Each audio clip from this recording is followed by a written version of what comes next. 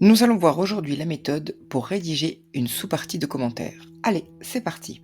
Pour rédiger votre sous-partie, il vous faudra tout d'abord un argument clairement rédigé, au moins un exemple qui permettra d'illustrer cet argument et cet exemple sera à la fois précis et court, et enfin une interprétation complète et correcte de cet exemple.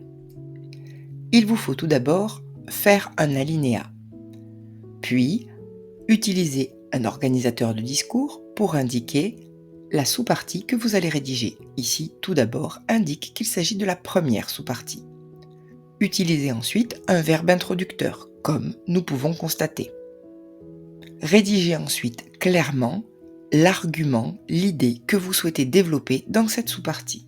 Ici donc, que la poétesse exprime dans son sonnet la douleur liée à l'amour. Vous pouvez alors introduire l'exemple. En effet, dès le vers 1, elle utilise des antithèses « je vis, je meurs, je me brûle et me noie ». L'exemple doit clairement être indiqué par des guillemets. Toute modification de l'exemple sera indiquée par des crochets. Introduisez, pour finir, l'interprétation de cet exemple. Les oppositions entre les verbes permettent de signaler les contradictions dans les sensations, les émotions qu'elle ressent.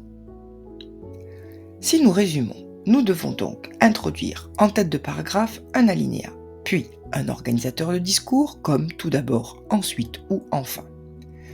Nous devons utiliser un verbe introducteur comme noter, constater, observer ou comprendre, rédiger clairement notre argument, puis utiliser un exemple précis et court qui va être tiré du texte et qui va être indiqué entre guillemets avec le numéro de la ligne ou du vers. Et pour finir, une interprétation de cet exemple en lien avec l'idée que nous avons souhaité développer. Quand on rédige, il ne faut pas perdre de vue la cohérence globale de notre paragraphe. Il est absolument nécessaire de faire des phrases complètes avec des verbes conjugués. Il est également nécessaire d'utiliser des connecteurs logiques pour faire des liens entre chacune de nos phrases. À la fin de votre travail, n'oubliez pas de relire pour corriger à la fois les fautes d'orthographe, mais également les fautes de syntaxe, c'est-à-dire l'ordre des mots dans la phrase, ainsi que les fautes de ponctuation, en veillant bien à introduire des virgules et des points aux endroits nécessaires.